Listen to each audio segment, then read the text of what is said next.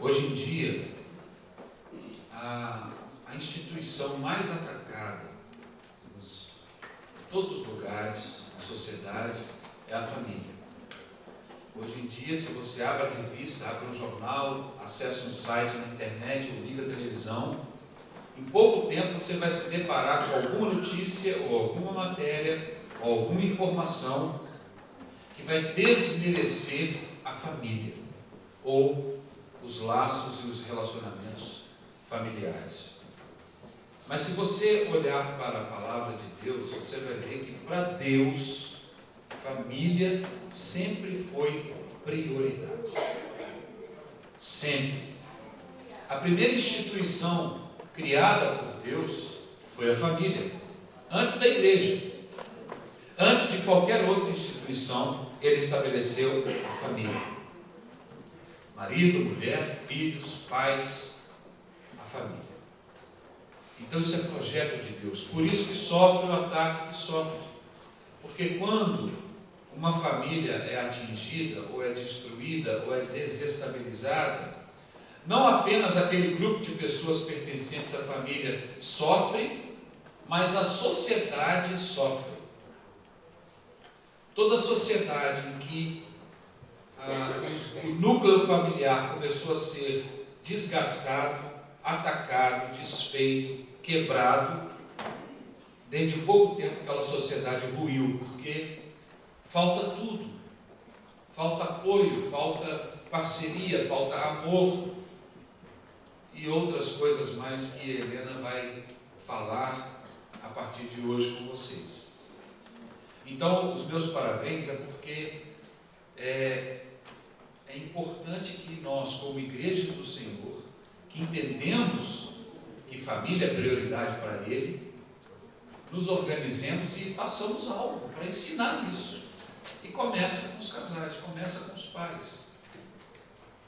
Isso é fundamental. Então, parabéns à liderança dessa igreja, parabéns a cada um de vocês que deu esse passo de estar aqui nesse fim de semana, porque eu creio que entende que isso é algo prioritário. Não estou dizendo que simplesmente por ser família não tenhamos desafios, problemas, dificuldades, obstáculos. Já disse que na nossa sociedade isso tem sido colocado diante da família. Então, isso é algo que faz parte. Mas o simples fato de vocês terem vindo aqui, se inscrito para um final de semana que vai tratar sobre isso, significa que você valoriza a família que você tem. E que quaisquer que sejam as dificuldades, os desafios que se colocam hoje para vocês, vocês estão vindo buscar na fonte certa, que é o Senhor. E eu creio que Ele é poderoso para resolver qualquer situação, por mais impossível que possa parecer aos olhos humanos. Nós cremos, nós acreditamos na família. Nós acreditamos nesse projeto maravilhoso de Deus. E nós cremos que só o Senhor pode trazer a solução, a resposta para você que tem buscado. É obviamente que o Senhor usa as pessoas, usa as situações, usa as coisas, mas a fonte é Ele. Então, parabéns para vocês por estarem aqui, buscando do Senhor algo a mais para você respirar fundo e continuar progredindo, continuar caminhando junto com sua esposa, com seu marido, com seus filhos, com seus pais, com seus irmãos. Que Deus abençoe vocês e eu espero que nesse final de semana todos nós possamos sair daqui mais seguros e convictos da bênção que temos por ter uma família. Amém? Deus abençoe.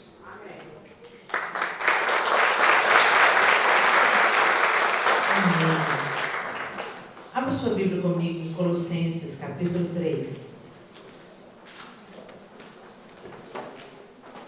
Colossenses 3, e nós vamos ler a partir do primeiro verso. Nós vamos ler todo o capítulo, mas fique atento.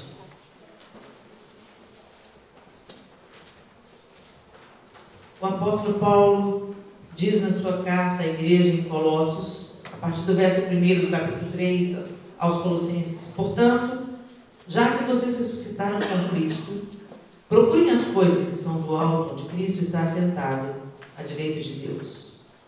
Mantenham o pensamento nas coisas do alto e não nas coisas terrenas, pois vocês morreram e agora sua vida está escondida com Cristo em Deus. Quando Cristo, que é a sua vida, for manifestado, então vocês também serão manifestados com Ele em glória. Assim, façam morrer tudo que pertence à natureza terrena de vocês: a imoralidade sexual, a impureza, a paixão, desejos maus e a ganância, que é idolatria. É por causa dessas coisas que vem a ira de Deus sobre os que vivem na desobediência, as quais vocês praticaram no passado, quando costumavam viver nelas.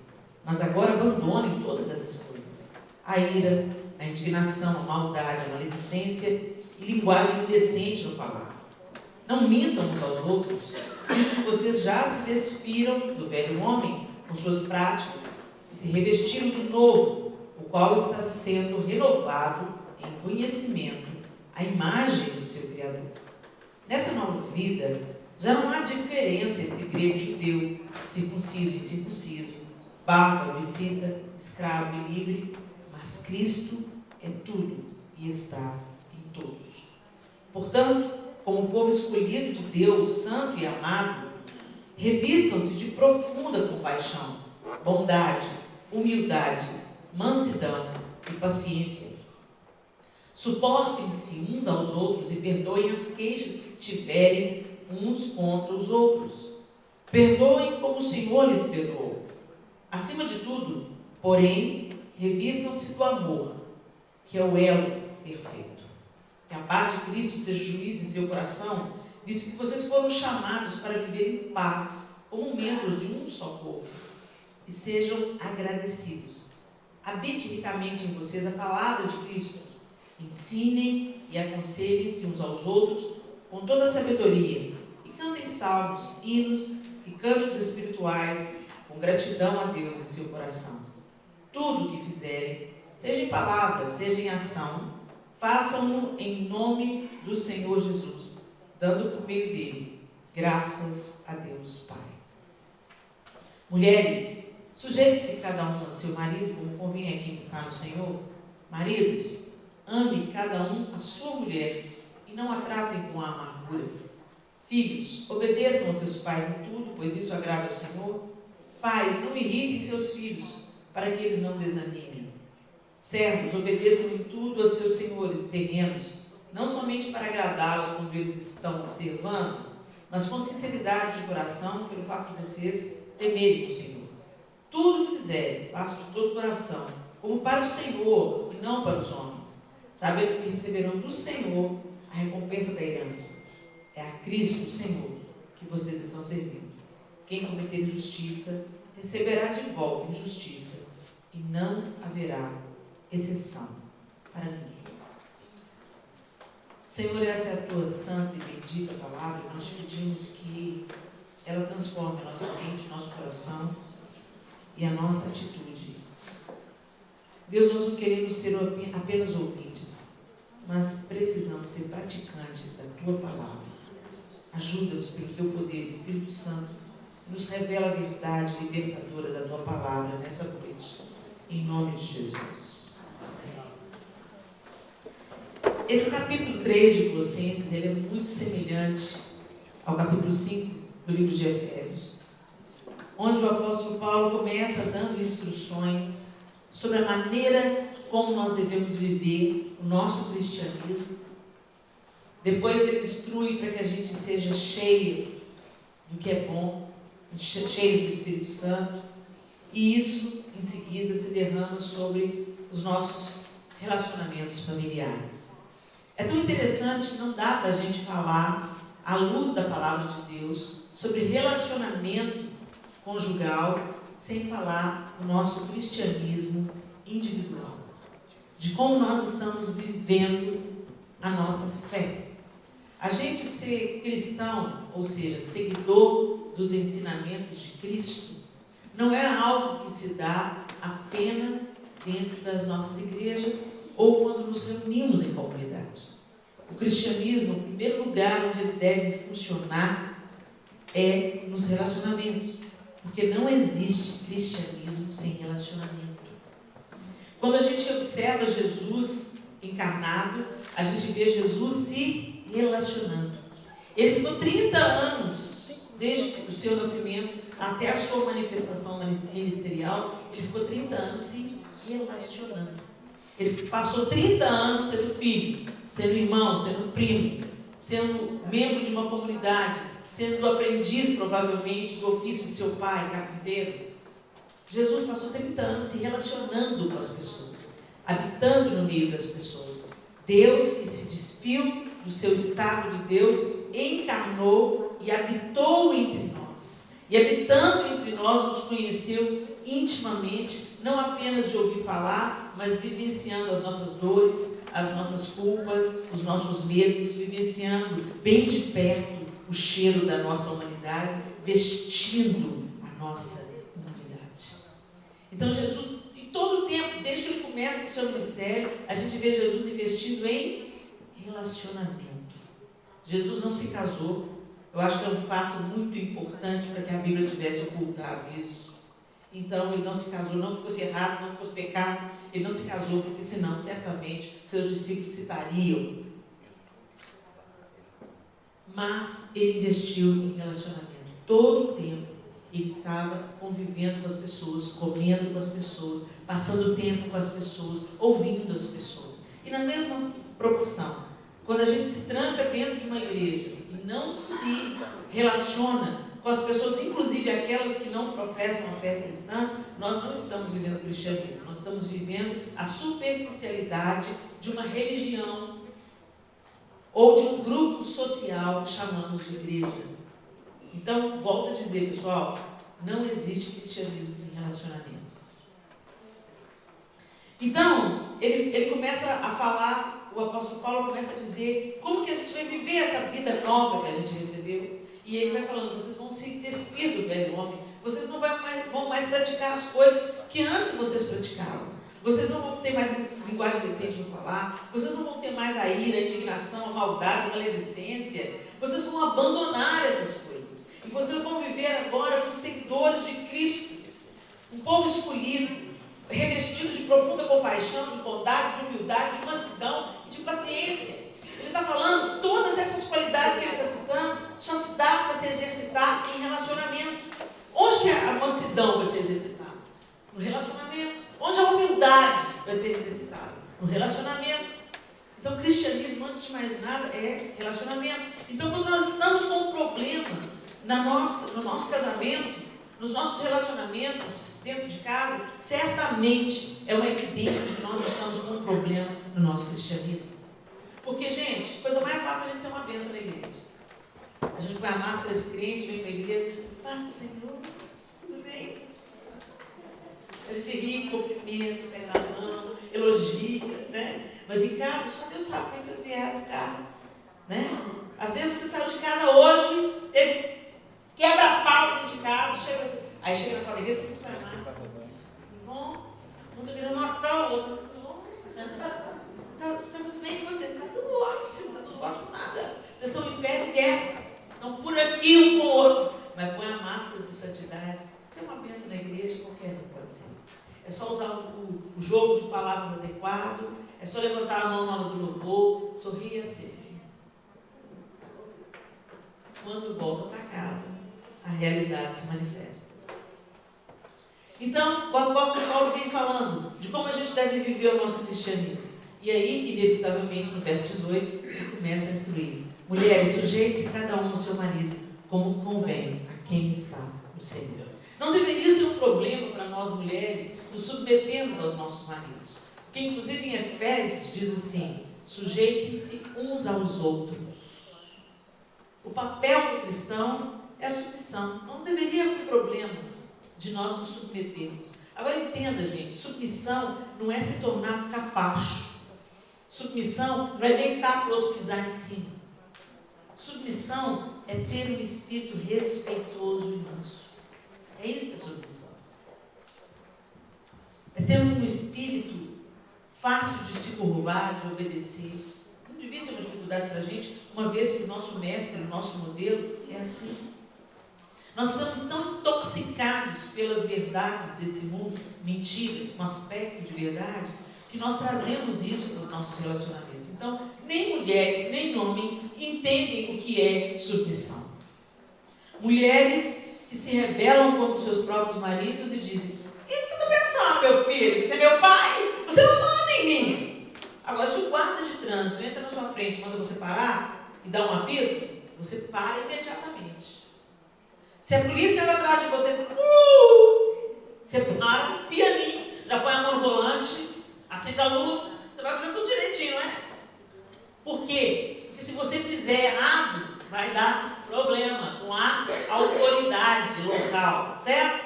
A gente não tem problema de se submeter para o guarda, mas tem problema de se submeter para o esposo. Né, Helena? Porque senão vai ter uma consequência. Se eu não obedecer ao guarda, vai ter uma consequência.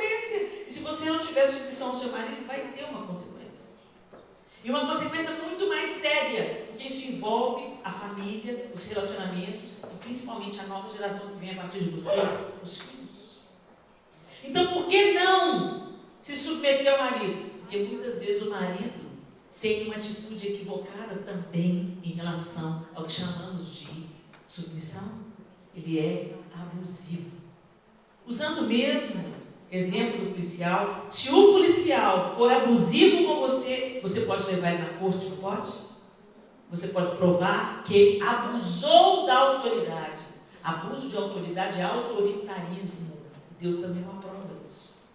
Então, o apóstolo Paulo está dizendo aqui: marido, mulher, você vai se sujeitar ao seu marido como convém a quem está no Senhor. Se você está cheia de Deus, minha querida, você não vai ter problema nenhum de obedecer o guarda, de obedecer uma autoridade no seu trabalho, de obedecer ao seu marido, que é o cabeça instituído por Deus sobre você. Mas em seguida fala: maridos, ame cada um a sua mulher e não a trate com amargura. Amar, o amor é, gente, o que o amor faz. Não adianta você falar para a sua mulher: eu te amo, e trair a sua mulher. Não adianta falar para a sua mulher: eu te amo, e desvalorizar o trabalho dela, tratá-la com amargura, tratá-la com grosseria. Gente, Deus leva a mulher tão a sério que em sua carta o apóstolo Pedro diz que se você não tratar bem a sua mulher, as suas orações estarão impedidas. Deus não vai ouvir a sua oração se você está tratando mal a sua mulher. Então, baseado nesse texto de Colossenses 3 e nessas instruções, tanto de Colossenses 3 como de Efésios 5, mulheres, sujeitos cada um ao seu marido, marido, homem, as suas mulheres, eu quero conversar com vocês hoje sobre as duas colunas que sustentam o nosso relacionamento familiar. Não só entre marido e mulher, mas também entre pais e filhos. É interessante a gente olhar essa estrutura. Olha, pode olhar para cá, gente. Olha essa estrutura onde está o som. Tem duas colunas, está vendo? Tem duas colunas que estão sustentando a parte superior. Se uma dessas colunas for arrancada, o que vai acontecer? Vai envergar, vai ruir. E provavelmente o peso da estrutura, aquela coluna que sobrou, ela é fininha, não vai sustentar o restante da estrutura. Então vai cair. Se uma delas for retirada, uma sozinha não sustenta a estrutura. Não é assim? No casamento também tem essas duas colunas. E nós vamos chamar essas duas colunas de amor e respeito. Sem amor e sem respeito, a estrutura familiar está comprometida. E é tão interessante que amor e respeito são coisas diferentes, mas elas se retroalimentam. Quem ama, respeita. E quem respeita está manifestando amor. Amor, vamos entender, gente, amor não é um sentimento. Amor, ele pode começar com um sentimento. Por exemplo, você lembra do dia que você conheceu seu cônjuge? Olha para ele, olha para ela. Eu quero que vocês lembrem o dia que vocês se conheceram. Vocês conseguem se lembrar? Como vocês se conheceram? Em que circunstância? Traz a memória agora. Lembrou? negócio começou tão ruim. Tem gente que, ai meu Deus, não tem nada disso. Mas enfim, pode ter sido um começo ruim, mas deu certo, porque vocês estão aqui hoje. Então, mesmo que tenha sido um começo ruim, Deus fez com que todas as coisas cooperassem para o seu bem. Amém? Lembra desse dia. O segundo exercício agora. Lembra de quando, porque às vezes muitos de vocês já se conheceram como amigos. E só depois o outro interesse foi despertado. Então eu quero que você se lembre agora quando o interesse foi despertado. Quando você olhou para essa pessoa e falou assim, uau, olha como é que ela é bonita, olha como é que ela é interessante, ela é inteligente. Você é capaz de lembrar o que te chamou a atenção no seu cônjuge? Certamente os homens vão se lembrar dos atributos físicos, né? E as meninas vão se lembrar da grande personalidade.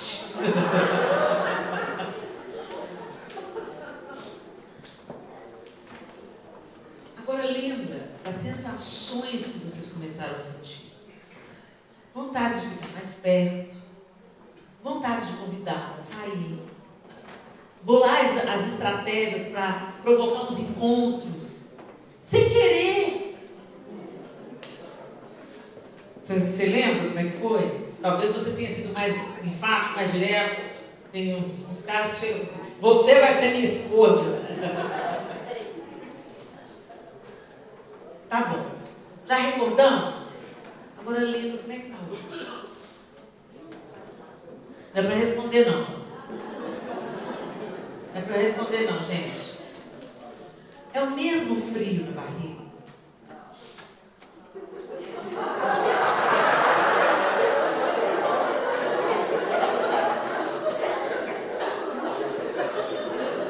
É a mesma sensação de, será que ele vai gostar do meu cabelo? É a mesma quantidade de perfume que a gente usa quando ele está para chegar em casa, ou a gente está para chegar em casa. O que eu estou querendo dizer, mostrando isso para vocês? Que o sentimento muda. Ele amadurece. Ele declina. Ele pode declinar. Os sentimentos, eles são volúveis. Quando está tudo bem, as crianças estão bem, a conta está bem, a saúde está bem, então a gente está bem. Mas se começa, falta emprego, falta dinheiro, os meninos começam a ter problema na escola, tudo, a impaciência se instala um com o outro, a indiferença, vocês não passam há tanto tempo junto mais, cada um correndo atrás do viu metal e pouco tempo para usufruir do viu metal, então fica aquela coisa esquisita, será que eu amo ainda? De vez em quando você passa perto dele e pensa assim, oh meu Deus, o que aconteceu com aquele homem que eu apaixonei por ele? Ou então você pensa para ela, meu Deus, onde que é essa jararaca que engoliu a minha mulher? Então, amor não é sentimento. Ele não se baseia no sentimento. O amor é a firme decisão. A firme decisão. Escolha consciente de tratar o outro como você gosta de ser tratado. Por isso que Jesus disse, nos ensina, que você deve amar os seus inimigos. Quando eu pensava que o amor estava reduzido apenas a uma categoria de sentimento, eu achava impossível a prática dessa realidade. Como é que eu vou amar o meu inimigo? Isso é uma coisa que não dá para coexistir. No entanto, à medida que eu fui caminhando com Jesus, Ele foi me ensinando, Helena, quando eu te amei, você não tinha nada para me oferecer. Quando eu te amei, você não estava liberta, curada, transformada. Quando eu te atraí com o meu amor, você era invejosa, você era ressentida, você agredia as pessoas gratuitamente, você se sentia rejeitada, não tinha nada de beleza em você, espiritualmente falando. Por isso que a Bíblia diz que nós o amamos porque Ele nos amou primeiro. O amor de Deus não foi condicionado a nossa atração que exercíamos sobre Ele. Ele nos amou porque Ele escolheu nos amar. É por isso que a Bíblia, em Coríntios 13, o apóstolo Paulo também, mais uma vez, de uma maneira muito feliz, ele descreve o amor.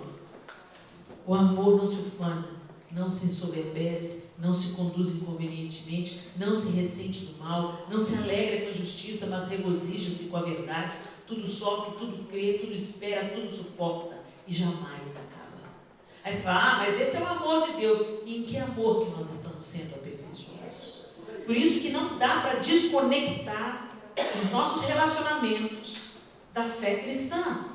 Ou nós vivemos a fé cristã e temos os nossos relacionamentos curados, restaurados, transformados, ou nós vamos viver um clube social que chamamos de cristianismo, mas nada mais é do que um encontro de pessoas que acreditam sim em Deus, mas deixa ele no banco de trás do carro. Você continua governando a sua própria vida na força do seu braço. Inevitavelmente, os nossos relacionamentos vão sofrer com o nosso falso cristianismo. O amor é a firme decisão de fazer o outro o que você gostaria que fizesse você. Você gostaria que te traísse? Você gostaria que seu cônjuge arrumasse outra pessoa mentindo para você? Você gostaria que o seu cônjuge escondesse coisas fundamentais de você? Você gostaria de ser humilhado pelo seu cônjuge? Exposto na frente dos amigos? Você gostaria de ser apoiado num momento de crise? Você gostaria que alguém estivesse do seu lado? Independente de você ter alguma coisa para oferecer, dizer, não, eu pus uma aliança no seu dedo e eu vou até o fim. A nossa aliança não está condicionada à estação que nós estamos vivendo. Ela está condicionada ao compromisso que eu fiz diante de Deus. Mas hoje nós somos só sentimentos. Hoje nós somos estimulados nos nossos sentimentos. O que você está sentindo? O que seu coração está mandando fazer? Não é à toa que a Bíblia fala que o coração é enganoso e desesperadamente corrupto.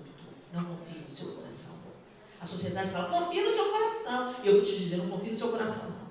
Por isso que Jesus falou, quem quiser vir após mim, negue-se a si mesmo. O que Jesus está querendo te dizer com negue-se a si mesmo? Deixe o seu desejo em segundo plano. Não confie, não seja governado pelo seu desejo, porque o nosso desejo nos leva para um caminho de morte. Mas a obediência à palavra de Deus nos faz nos alegrar com a vida. Mas em você escolher e você usufruir, tem um caminho a ser percorrido. Esse caminho se chama obediência, e é nesse caminho que a gente se perde. A gente obedece parcialmente. A gente tem um cristianismo meia boca. A gente adapta a Bíblia àquilo que a gente gosta. O que eu gosto da Bíblia, eu lembro. O que eu não gosto da Bíblia, eu esqueço. Só a gente. E isso não é cristianismo. Isso é religião. Isso é superficialidade. Isso é hipocrisia. O caminho de negue-se a si mesmo também é o sucesso do casamento. E quando a gente olha para os conselhos de Paulo, ele está dizendo, mulheres, sujeitem-se, maridos, amem. E olha que interessante. O que as mulheres mais precisam? Ser amadas. A gente quer se sentir amada. O homem, você chega para ele e fala assim, se você disser para ele, eu te amo, eu te amo, eu te amo, beleza. É bom. Não faz muita diferença para o homem. Ele não precisa, não abastece o tanque dele. Você todo dia fica falando, eu te amo, eu te amo. Dependendo do cara, eu já sei. Dependendo do temperamento do caboclo, ele já solta. Eu já sei, você já falou. E a mulher chora, porque ela queria ouvir. Eu também te amo. Ele falou, já sei. E outro fala assim, fala para sua mulher que você ama ela também. Eu já falei para ela no dia que eu casei, se eu mudar de ideia, eu aviso. Esse cara fino, né? Shrek. Mas tem os caras que têm esse temperamento. Homem é assim. Homem tem um jeito diferente de amar, né? Já viu? Quando um cara que não vê há muito tempo na rua, como é que você tá? Primeiro eles se batem muito. Nossa, cara, você tá acabado demais. Olha essa barriga, olha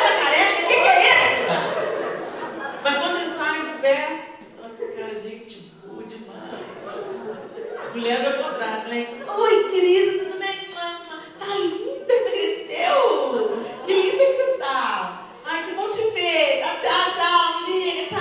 Ai, meu Deus, por que eu tinha que encontrar com ela justamente agora? Eu não sei maquiar, tô morta.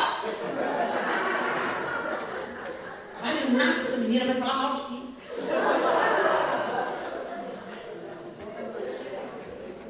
O mundo, né, masculino e feminino, completamente diferente. Mas Deus sabe como Ele nos formou de uma maneira assombrosa, maravilhosa, tanto homens quanto mulheres. Deus não criou a mulher menor do que o homem. Deus criou a mulher para corresponder. Ele vem falando na Bíblia, conta que na criação ele vem falando é bom, é bom, é bom, é muito bom. E a primeira vez que Deus fala não é bom é quando ele olha para o homem e vê que o homem está só. E ele fala, não é bom que o homem esteja só. E o que sai da boca de Deus, gente, é para a gente prestar atenção. E até hoje é assim. Né? Você é mulher, você sai de casa, fica um mês fora, quando você volta, você olha para sua casa e diz, não é bom que o homem esteja só. Você olha para os seus filhos, não é bom que o homem esteja só. E se é assim, a gente morre, daí um mês, outra já entra na fila. Porque Deus falou, não é bom que ele seja só. Não fica bravo. Não é porque o cara é galinha. É porque não é bom que ele fique só. Quando ele fica viúvo. Gente, quando você entra numa casa onde a mulher ficou viúva, a dor está ali, a tristeza está ali, mas a vida segue. Os meninos estão calçados, estão vestidos, a casa está limpa, está cheirosa, está tudo funcionando. A vida segue. Homem não. A mulher morreu, você entra na casa, parece que está tudo lá, os mesmos móveis, tapete, cortina, mesma coisa. Mas parece que a alma da casa foi embora. A alegria da casa, a ordem da casa foi embora. Por isso que ele, logo arrumou outra candidata para pôr o nosso lugar. Já falei com o João, se eu bater com a caçuleta antes, meu filho, busca de Deus uma mulher, não vai casando com qualquer siricaque não, porque a gente tem 4 filhos.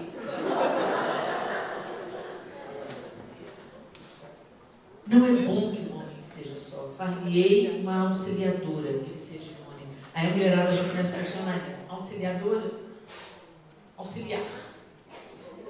Sério? E você fala que Deus não criou a gente? Pois é, gente, só que a gente lê a Bíblia e não estuda o original. No original, a palavra auxiliadora é ezer.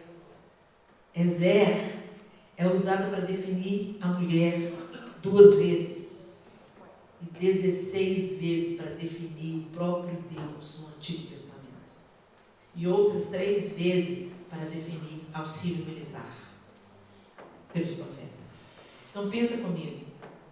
2 vezes para definir a mulher. No Salmo 46, o Senhor é o nosso auxílio, socorro bem presente na hora da angústia. É a mesma palavra que define, far-lhe-ei uma auxiliadora que lhe seja dona. Deus não criou a mulher menor. Deus cria a mulher para ser socorro, para ser solução, para ser resposta. Será que nós estamos sendo solução, resposta, socorro?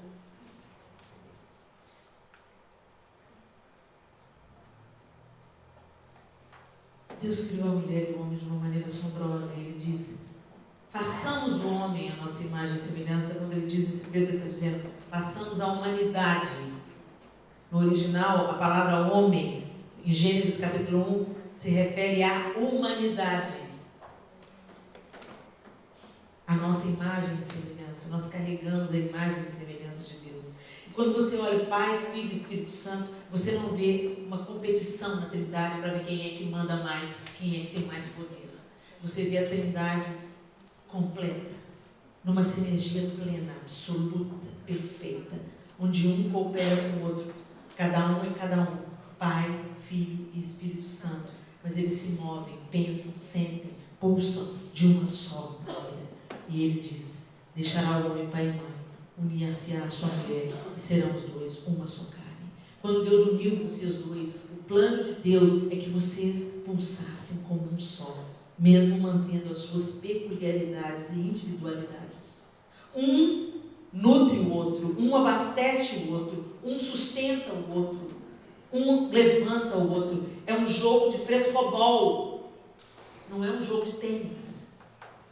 Não é você querendo jogar a bola para o adversário não pegar. É você mandando a bola para o adversário conseguir manter ela fácil, flutuando no ar. É isso que é o casamento. Era para ser um jogo de frescobol, mas virou um duelo.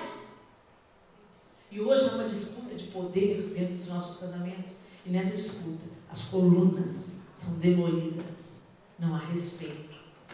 Não há amor. O amor, sentimento, você pode chamar de paixão, afeição, afinidade, passa. Depois fica a decisão de permanecer.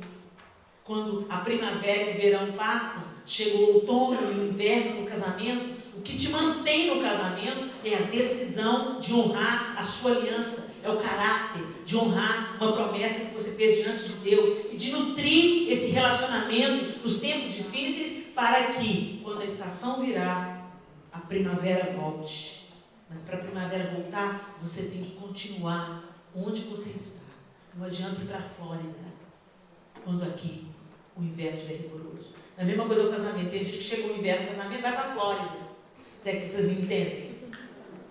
Vai dar uma voltinha fora, vai procurar outro casamento, abandona o barco, larga para lá, vamos dar um tempo na relação. Não tem negócio de dar tempo não, fica firme aí, chupa essa manga, permaneça. E a primavera volta, mas você tem que permanecer. Caráter, fruto do Espírito, paciência. Fruto do Espírito nada mais é do que permanecer. Paciência e permanecer. Mesmo quando as coisas não estiverem a favor. As pessoas hoje descartam os relacionamentos, pensando que na Flórida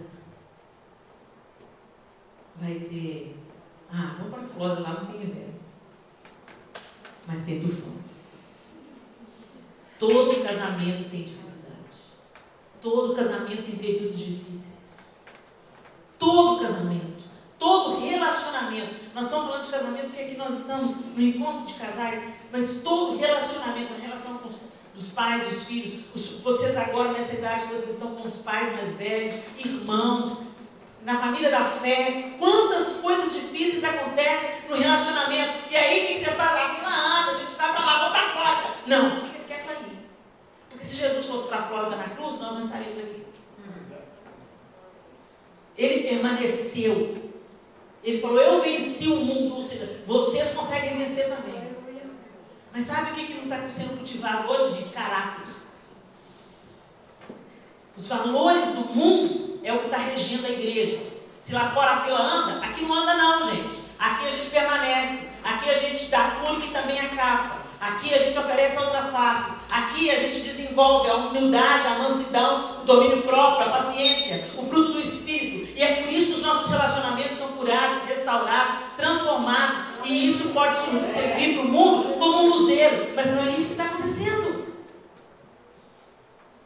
Então a pergunta da noite não é apenas se você está cultivando as colunas do respeito e do amor na sua casa, mas a pergunta da noite, a pergunta dessa abertura, dessa palavra de abertura é: você é crente mesmo ou você está fingindo que é? Porque se o Senhor não for o prumo na nossa vida, os nossos relacionamentos vão ser exatamente como os relacionamentos da maioria aí fora é. Descartáveis. Eu estou com você no relacionamento utilitarista. Enquanto você me interessa, eu estou com você. Enquanto você é um amigo interessante que pode me proporcionar oportunidades, business, negócios, condições, eu estou com você. Na hora que você pisar na bola, na hora que você me decepcionar, eu te descarto. É isso que está rolando aí fora. Mas que não pode rolar aqui dentro se a gente é cristão de verdade. Lá fora é, eu quero uma esposa jovem, linda e cheirosa. Se ela sofrer um acidente e ficar deficiente, eu estou descartando, porque afinal de contas eu mereço ser feliz. O mantra que o mundo está cantando. Todo mundo merece ser feliz. Eu mereço ser feliz. A sua mulher não merece, não? O seu marido não merece, não? O amor não é egoísta. O amor é a firme decisão de tratar o outro como você gostaria de ser tratado. Gente, e esse amor só o cristianismo tem. O que aí fora estão chamando de amor é desejo, é atração física, é sexo, é interesse. Mas a base do amor em que nós acreditamos é cristão, um amor altruísta, um amor que se dá, um amor que se entrega, um amor que se derrama, porque Deus amou o mundo de tal maneira, Ele deu. Porque Jesus amou a gente de tal maneira, Ele se deu. Mas a gente fala cristão, mas a gente não quer se dar, a gente só quer receber. Então vamos começar pensando nessa noite, na qualidade do cristianismo que a gente está vivendo, pessoal. Porque ser crente na igreja é fácil.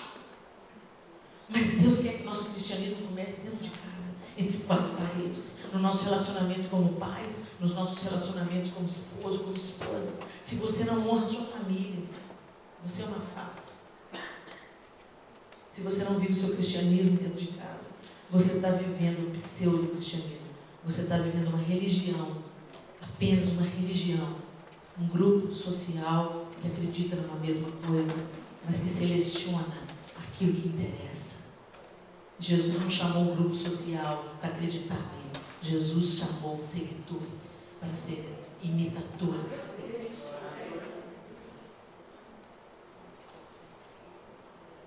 Quando eu amar Jesus acima de todas as coisas, eu vou prestar atenção no que é importante para Ele. Eu vou desenvolver o fruto do Espírito. Amor, alegria, paz, longanimidade, benignidade, paciência, domínio próprio. Se eu sou de Cristo, eu floresço Cristo. E isso aparece no relacionamento. E qual é o relacionamento mais próximo? Se a gente é casado, o relacionamento mais próximo é com seu cônjuge. Se eu não for crente para o João, se o João não olhar para mim e ver, Helena é uma mulher de Deus,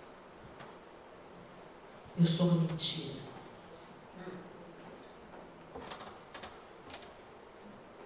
O que Deus está falando aqui, através da vida do apóstolo Paulo, é muito simples.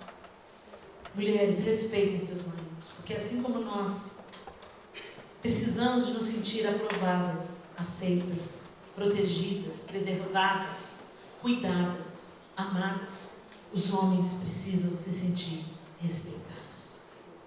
Não tem nada que derrube mais um homem quando ele sente que não é respeitado pela esposa, pelos filhos, pela própria família. Eu estou falando mentira, meninos, porque eu não sou homem, mas eu estou falando mentira. Vocês gostam de ser respeitados. É algo precioso para vocês, não é? Então a gente vê que Deus não errou, não. Deus não errou quando Ele fez o apóstolo Paulo, inspirou o apóstolo Paulo a escrever essas palavras. Porque através dessas palavras, Ele diz basicamente o que as mulheres mais precisam. As mulheres mais precisam se sentir amadas, protegidas, cuidadas, apreciadas, valorizadas.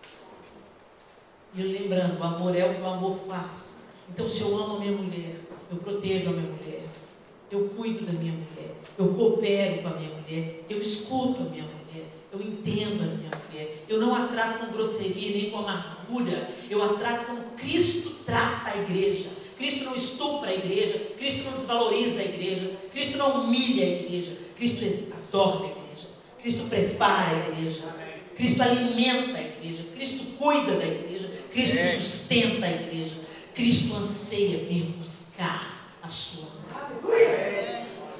E da mesma maneira, o homem é a autoridade que Deus instituiu. Deus instituiu o homem cabeça sobre a casa? Não, cabeça sobre a mulher. Por que Deus instituiu? Não sei, mas Ele colocou um limite. Vocês vão tratar a mulher de vocês como Cristo amou a igreja. E vocês, mulheres, vão ser submissas aos seus maridos, como ao Senhor. Se a gente, fica a dica, meninos, se a gente é cuidada, protegida, apreciada, valorizada, adornada, a gente não tem nenhuma dificuldade de se submeter. Eu não tenho nenhuma dificuldade de me submeter ao João, porque ele exerce a autoridade gentil de Jesus. Quando ele precisa ser firme, ele é firme. Ele decide, ele tem a última palavra. Uma pessoa uma vez falou: não te incomoda você dar mais destaque do que o seu marido? Pensei, ela não entendeu nada. Eu só estou em destaque por causa do meu marido. Porque ele não se sente ameaçado, ele não é inseguro, ele não fica brigando por poder, ele me encoraja, ele me alimenta, ele me cuida, ele me protege, ele me aprecia, ele reconhece o chamado de Deus na minha vida e ele é o meu maior motivador. Gente, isso nada mais é do que amor. E isso nada mais é do que respeito. Como é que estão essas colunas na sua casa? Como é que estão essas colunas no seu casamento hoje? Faz uma avaliação breve. Quantas vezes nós, mulheres, temos muita iniciativa, Deus nos dotou de muitas possibilidades, a gente consegue fazer muitas coisas ao mesmo tempo. E às vezes o homem tem o ritmo dele, a gente tem o nosso, e a gente quer passar por cima e a gente acaba atropelando, cara. Muitas vezes a gente desautoriza o pai na frente dos filhos, fala mal do pai para os filhos. Não seja tola, mulher. É a mulher que apresenta aos filhos a autoridade paterna. É a mulher que inaugura a autoridade paterna para os filhos, porque o filho cresceu dentro da mãe. E é o olhar da mãe para esse pai é que vai apresentar para o filho. Ele é o pai. Ele é o líder. Será que nós estamos fazendo isso? Ou será que nós estamos, às vezes, até fazendo dos nossos filhos arma de manobra para ferir o nosso marido? Para desfigurar a figura masculina diante dos nossos filhos. O que está acontecendo? Uma crise de paternidade mundial. Mãe só tem uma. E pai? Tem quantos?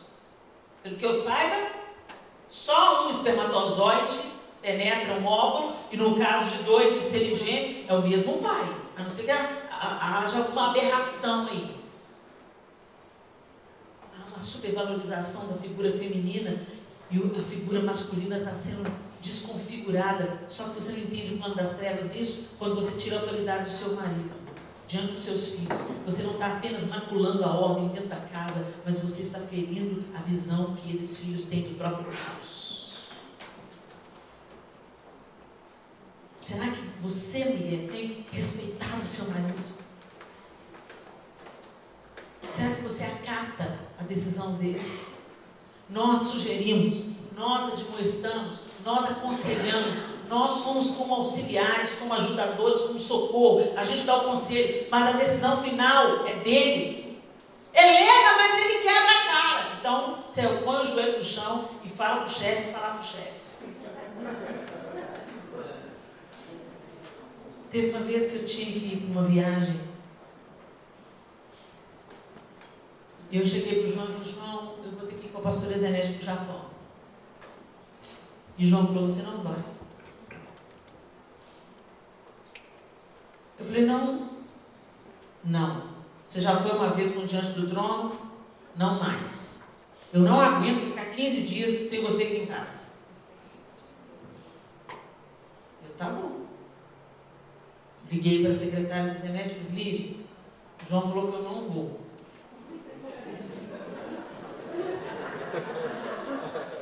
Ele falou? Falou. Você vai obedecer, é claro. Então vamos orar, né, Helena? Vamos orar. Porque se o chefe dele quiser que eu vá, eu vou. Aí ele falou: amém. Então nós vamos orar.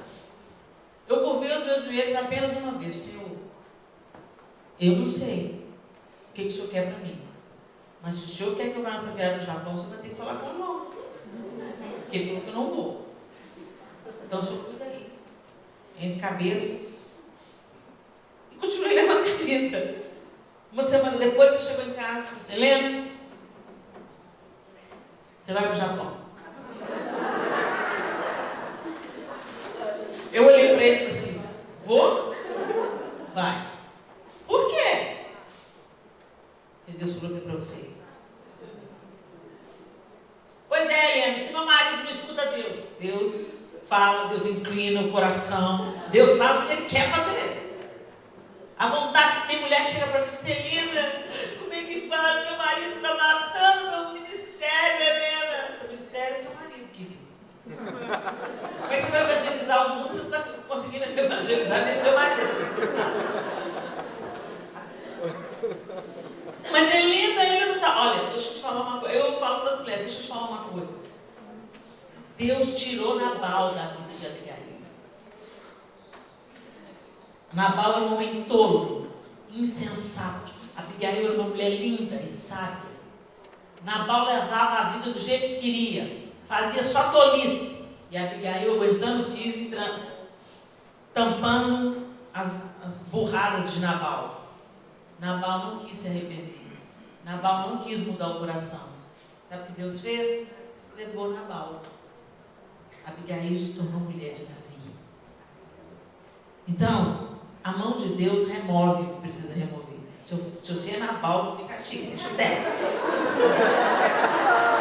Se hoje você é Nabal, meu amigo, hashtag fica a dica. Se converte no seu mau caminho, porque olha, se tem uma mulher de Deus na sua vida, você está esbarrando. Eu conheço outras histórias de Nabal da modernidade, que a mão de Deus removeu, levou para casa mais cedo. Deus te recolhe, estou falando sério, gente. Isso não é uma ameaça. Isso não é uma ameaça, isso é verdade. Agora você, mulher, se você está servindo a sua família alegremente, não mete os pés pelas mãos, não se meta contra o próprio Deus que fala que você deve honrar o seu marido, que você deve respeitar o seu marido. Respeite o seu marido, obedeça a Deus, e o mais ele cuida, o chefe cuida. Se Deus tem um chamado para você, Ele inclina o coração do rei como ribeiros de águas. Nada, homem nenhum nessa terra é capaz de parar ou mover a vontade de Deus. Confia. Comece a exercitar o seu ministério aí em casa, amando o seu marido e os seus filhos. Esse é o nosso primeiro ministério. Se a gente não cuida da própria casa, como a gente vai poder cuidar das coisas do Senhor? Respeito e amor. Mulheres, olhem para os seus maridos. Olha aí, pode olhar. Maridos, olha para a sua mulher, olha para ela.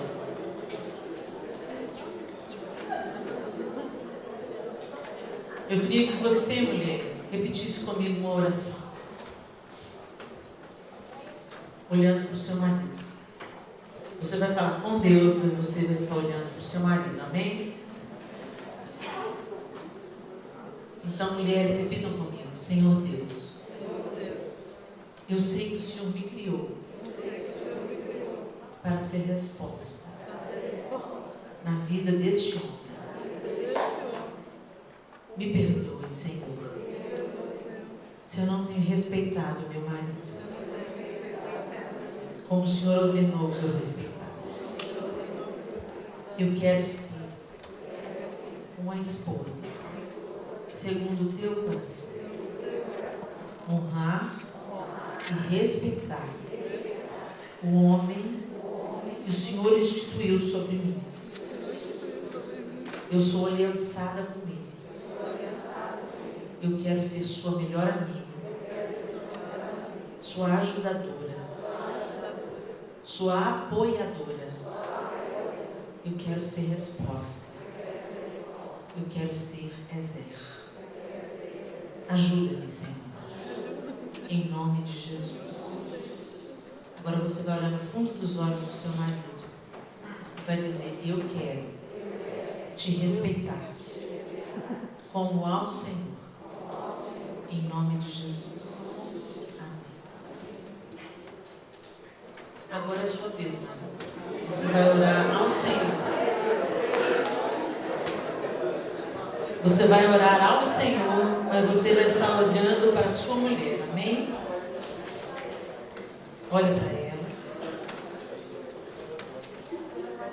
E ore comigo dizendo assim: Senhor Deus, essa é a minha mulher. E eu quero obedecer ao Senhor e amá-la como Jesus ama a igreja. Eu quero protegê-la, cuidar dela, apreciar tudo o que ela faz.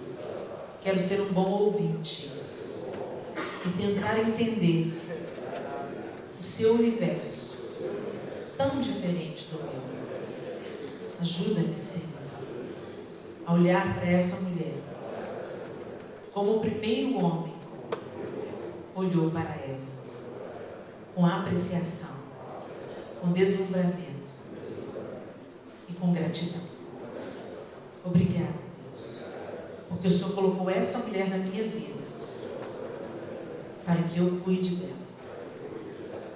Em nome de Jesus, que o Senhor me ajude a ser o melhor marido da face da terra. Amém. Agora eu continuo olhando para ela. Diz para ela assim: me perdoe se às vezes eu não percebo as suas necessidades e eu não te encorajo como eu deveria. Eu quero te amar como a igreja é amada pelo Senhor. Eu quero que você se sinta amada por mim. Que o Senhor nos ajude. Dá um beijo nela.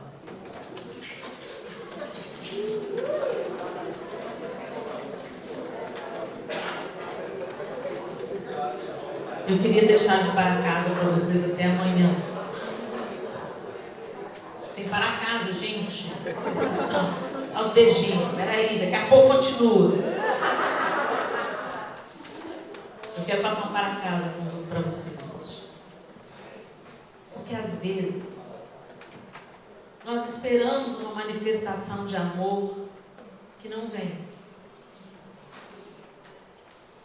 Tem as diferentes linguagens de amor, não é?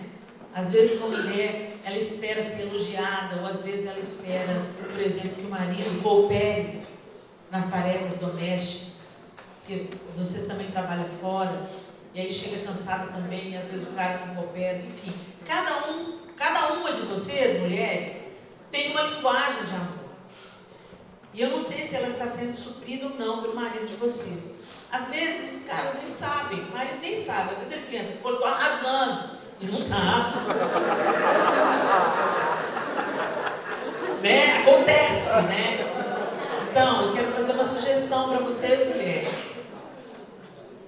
Façam uma listinha de como você se sente amada. Mas não é para fazer uma lista de 20 itens não, gente. Tá? Vamos trabalhar com o humanamente possível. Faça uma listinha de no máximo 5 itens. O que você faz que você me faz sentir amada? Ou o que você não faz que eu gostaria que você fizesse? Faça essa lista com toda a gentileza. A gente pode comunicar qualquer mensagem, desde que ela seja premiada por amor e respeito. Amém? E vocês, homens, vocês também vão fazer essa listinha.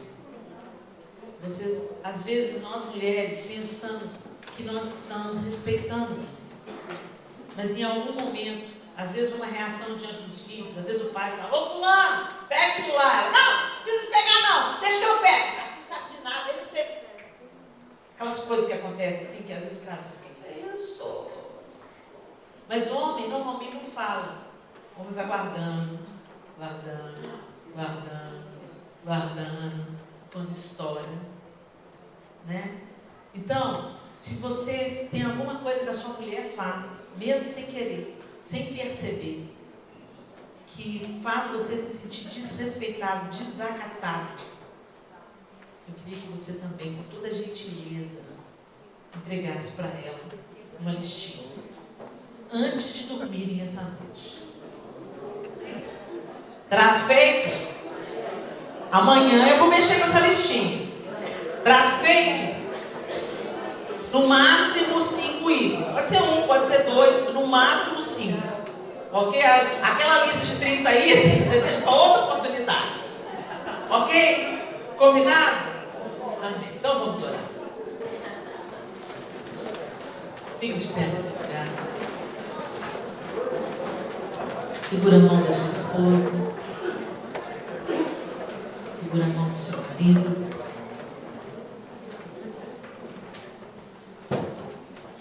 Vamos orar. Senhor, nós queremos muito ter um casamento feliz. Nós não queremos apenas, Deus, viver de aparências, aparência de justiça, aparência de bondade, aparência de felicidade, nesse mundo de aparências que nós vivemos. Nós queremos de fato viver em harmonia, em alegria, em paz, em amor. Queremos que a nossa casa, Senhor, seja um oásis, um jardim fechado, cuidado pelo Teu Espírito. Queremos, Deus, que o lugar onde nós moramos seja um lugar de refrigério, de paz, de consolo, de ajuda e de crescimento mútuos. E nós te pedimos, Deus, que o Senhor contemple agora os nossos corações, homens e mulheres. O Senhor nos fez de uma maneira tão diferente, tão distinta, mas o Senhor nos fez de uma maneira tão linda, tão completa, com tanto propósito. E nós queremos viver os Teus propósitos no nosso casamento. Queremos que o nosso lar seja um lugar em que o Seu nome seja glorificado, em que o cristianismo seja uma realidade e não apenas uma religião vazia. Queremos, Deus, que as nossas atitudes sejam atitudes guiadas pelo Teu Espírito, submetidas totalmente à Tua palavra, ao Teu padrão.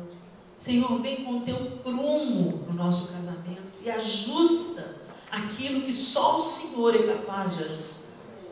Cura o nosso coração. Cura, Senhor, aquele casamento que já está tão machucado, que às vezes as pessoas vieram aqui nessa noite como se fosse uma última cartada. Oh Deus, acolhe agora esse casal que está vivendo tantas dificuldades, que está vivendo o rigor do inverno e da sequidão.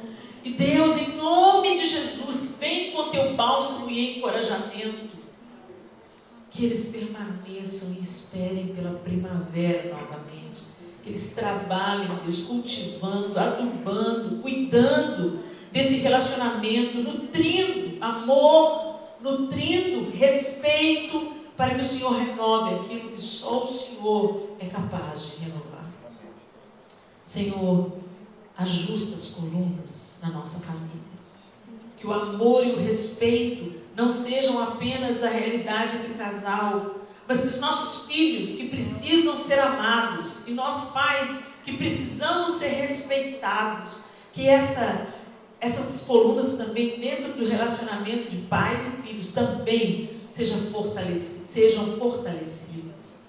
Deus resgata, restaura o amor e o respeito nos nossos relacionamentos familiares, em nome de Jesus. Amém e amém. Dá um abraço bem apertado, um beijo estalado.